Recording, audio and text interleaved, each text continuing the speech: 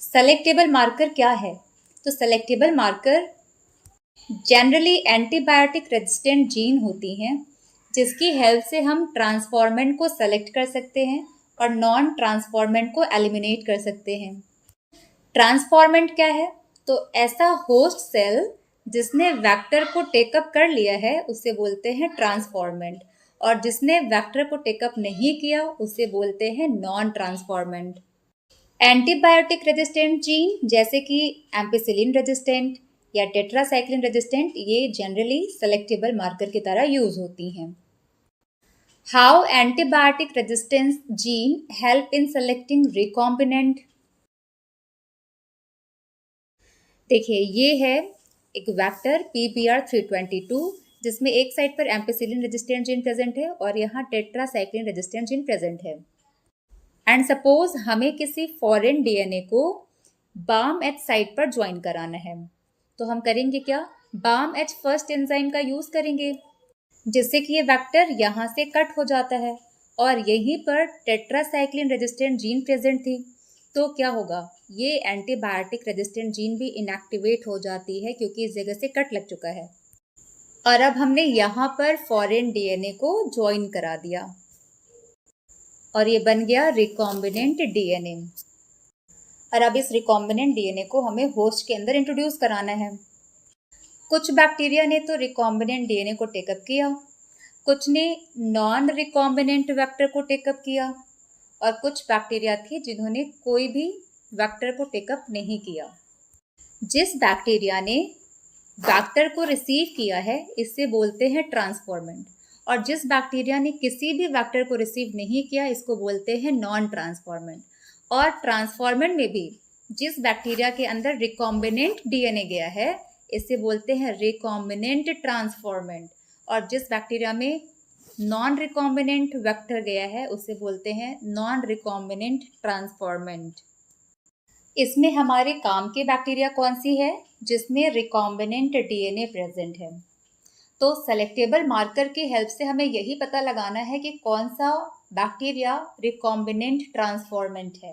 तो कैसे पता लगाते हैं? देखिए, तो सबसे पहले इन बैक्टीरियाज को हम एम्पिसिलिन कंटेनिंग मीडियम में ग्रो कराते हैं। अब ये बताओ मुझे, ऐसी कौन सी बैक्टीरिया होगी जो एम्पिसिलिन मीडियम में ग्रो नहीं करेगी, डाई कर जाएगी? तो वो क्या होगा? नॉन ट्रांसफॉर्मेंट, क्योंकि इसके पास तो कोई भी एंटीबायोटिक रेजिस्टेंट जीन प्रेजेंट ही नहीं है। यहाँ पर नॉन ट्रांसफॉर्मेंट एलिमिनेट हो गए और अब हमें रिकॉम्बिनेंट और नॉन रिकॉम्बिनेंट में से रिकॉम्बिनेंट को अलग करना है। अब क्या करना है? एक स्टेरलाइज्ड वेलवेट क्लॉथ या वुडन ब्लॉक को इस प्लेट में डिप कराएंगे जिससे कुछ बैक्टीरिया इस पर स्टिक हो जाएंगे। अब इसके सरफेस को हम टेट्रासाइक्लिन मीडियम में टच कराते हैं। तो इस तरह से कुछ बैक्टीरिया ट्रांसफर हो गई कहाँ पर? टेट्रासाइक्लिन मीडियम में। अब बताओ वो कौन सी बैक्टीरिया है जो टेट्रासाइक्लिन मीडियम में जाते ही मर जाएगी? रिकॉम्बिनेंट ट्रांसफॉर्मेंट, है ना, क्योंकि उसके पास टेट्रासाइक्लिन रेजिस्टेंट जीन नहीं है। और ग्रो कौन कर रहा है? जो हमारा नॉन रिकॉम्बिनेंट ट्रांसफॉर्मेंट है वो तो ग्रो कर रहा है। तो ये जो रेप्लिका प्लेट बनाया था वुडन ब्लॉक पर, इससे पता चल जाएगा कि कौन सा बैक्टीरिया हमारे काम की है जो यहाँ पर मर रही है टेट्रासाइक्लिन में। वो हमारे काम की है, हमें उसको बचाना है, निकालना है। और जो इसमें सर्वाइव कर रहा है, ग्रो कर रहा है, हमें उसको किल करना है ना, उसको हटाना है, उसको यहाँ से एलिमिनेट कर दिया जाएगा। तो आपने देखा किस तरीके से antibiotic resistant gene selectable marker का काम करती हैं। तो अब हम एनसीईआरटी के लाइंस को देख लेते हैं।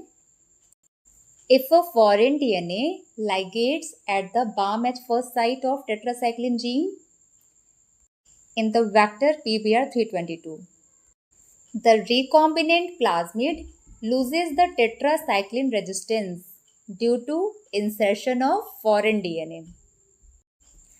It can be selected out from non-recombinant one by plating the transformant on ampicillin containing medium.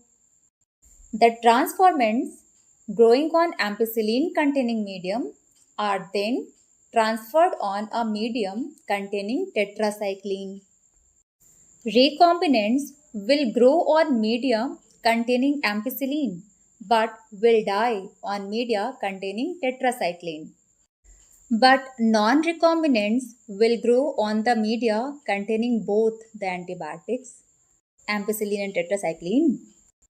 So in this case, one antibiotic resistance gene helps in selecting the transformants, whereas the other antibiotic resistance gene get inactivated due to insertion of alien DNA, alien DNA या foreign DNA, and help in selection of recombinants.